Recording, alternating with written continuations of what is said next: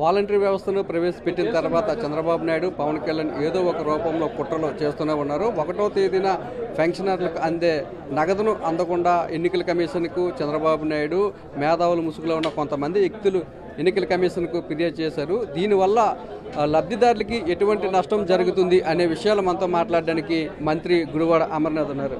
Sir చెప్పండి sir, ఇప్పుడు ఈ వాలంటీర్ల వ్యవస్థ ద్వారా ప్రతి నెల 1వ తారీఖున పెన్షన్లు అందకపోవడం వల్ల లబ్ధిదారులకు ఎటువంటి నష్టం చేకూరే అవకాశం ఉందని మీరు అనుకుంటున్నారు? ఒకటి 5 సంవత్సరాలుగా జగన్మోహన్ రెడ్డి గారి నాయకత్వంలో పెన్షన్ల పంపిణీ కార్యక్రమం వాలంటీర్ల ద్వారా ఎంత పద్ధతిగా ఏ ఒక్క వృద్ధులకి, వితంతువులకి ఇబ్బంది లేకుండా ఇంటి దగ్గరికి, గడప దగ్గరికి తీసుకుని వెళ్ళి పెన్షన్ ఇచ్చినటువంటి విధానాన్ని మనం చూసాం.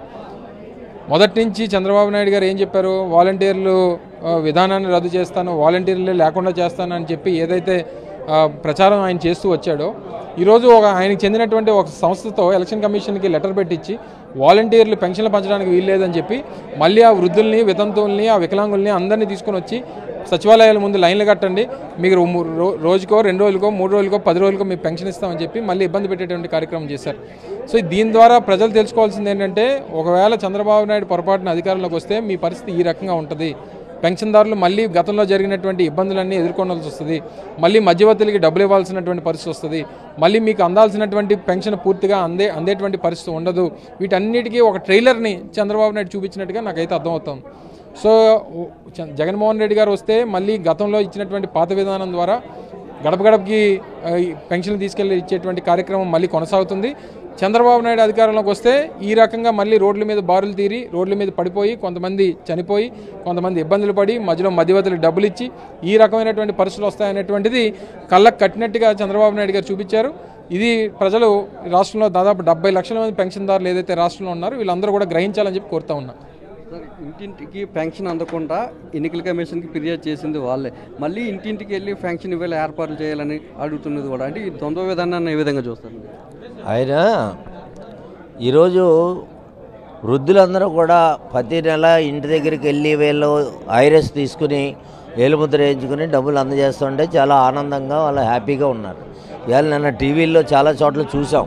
ఎందుకంటే పెన్షన్ రాక ఎటువంటి పరిస్థితిలో ఉన్నటువంటి వికలాంగులు కానీ, వృద్ధు తాతలు కానీ, మామలు కానీ, అవ్వలు కానీ అందరూ కూడా ఎంత బాధపడుతున్నారో ఇవాళ పెన్షన్ అందుబాటులో లేక, అది కూడా మనం టీవీలు మీడియా ద్వారాగా చూపించడం జరిగింది. ఇప్పుడు ఈ రోజుని చంద్రబాబు నాయుడు గారు కావాలని ఈ వాలంటరీ వ్యవస్థను ఆపాలనేటటువంటి ఉద్దేశంతో ఎలక్షన్ కమిషన్కి ఫిర్యాదు చేసి ఆపించడం జరిగింది. అటువంటి వ్యక్తి మళ్ళీ ఇవాళ ఏమంటున్నాడంటే, డబ్బులు ఇస్తాము రెడీగా ఉన్నాయని చెప్పేసి ప్రభుత్వం చెప్తా ఉంటే, డబ్బులు లేక ఇప్పటివరకు 10 రోజుల వరకు అందివ్వలేదని చెప్పినటువంటి చంద్రబాబు నాయుడు అతను ఏం మాట్లాడాలి అనేది అర్థం కావట్లేదు. అతను ఈ రోజున చేసినటువంటి తప్పుకి ఇన్ని లక్షల మందికి, అంటే సుమారు 80 లక్షల మందికి ఈ యొక్క స్కీమ్ ద్వారాగా అందుతున్నటువంటి పథకాన్ని నేను అన్యాయంగా చెడగొట్టేశాను. తద్వారాగా నాకు చాలామంది 80 లక్షల మంది, కోటి కుటుంబాలు, కోటి మంది నన్ను గురించి తిట్టుకుంటున్నారు అనేటువంటి విషయాన్ని తెలుసుకున్న తర్వాత మళ్ళీ ప్లేట్ పెరాయించి మాట్లాడేటటువంటి కార్యక్రమం చంద్రబాబు నాయుడు గారు చేస్తున్నారని చెప్పేసి మేము తెలియజేస్తున్నాం. సార్, ఇప్పుడు వాలంటీర్లో చాలామంది అనారోగ్యంతో ఇబ్బంది పడుతున్న వారు ఉన్నారు, కొండవాళ్ళ ప్రాంతం నుండి కిందకి దిగాల్సిన వృద్ధులు, అటువంటి వారికి ఎటువంటి ఇబ్బంది కలుగుతుంది సార్? అంటే వాలంటీర్లు వెళ్ళి పెన్షన్ ఇవ్వకపోవడం.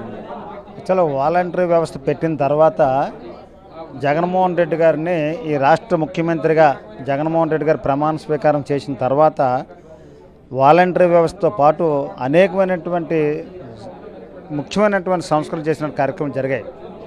ముఖ్యంగా పేదవారు ఎవరైతే ఉన్నారో ఎవరింటి చుట్టూ తిరగక్కర్లేదు, ఏ నాయకుల దగ్గరికి వెళ్ళక్కర్లేదు, ఏ పార్టీకి సంబంధం లేదనే వ్యక్తులు కూడా ఇది అర్హులైనటువంటి ఇచ్చినటువంటి గొప్ప కార్యక్రమాన్ని ఇవాళ జగన్మోహన్ రెడ్డి గారు స్వీకారం చేశారు.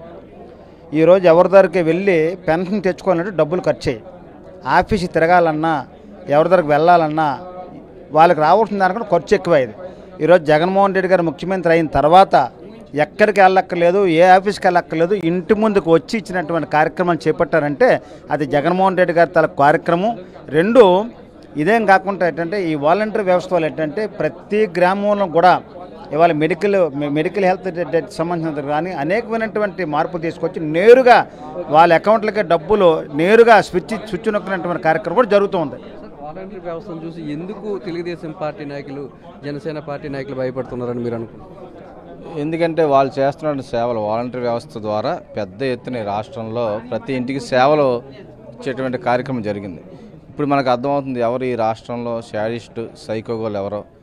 ఈ వాలంటీర్ వ్యవస్థ ద్వారా పెన్షన్ ఇచ్చే కార్యక్రమం ఆపేసి చాలా వాళ్ళు ఆనందం పొందుతున్నారు. వాళ్ళు నిజమైనటువంటి శాడిస్టులు సైకోలు ఇప్పుడు ఈ యొక్క టీడీపీ జనసేన వాళ్ళు. ఎందుకంటే పాపం వృద్ధులు వికలాంగులు వీళ్ళందరూ కూడా పాపం ఈ పెన్షన్ తీసుకోవడానికి వెళ్ళడానికి చాలా ఇబ్బంది పడుతున్నారు.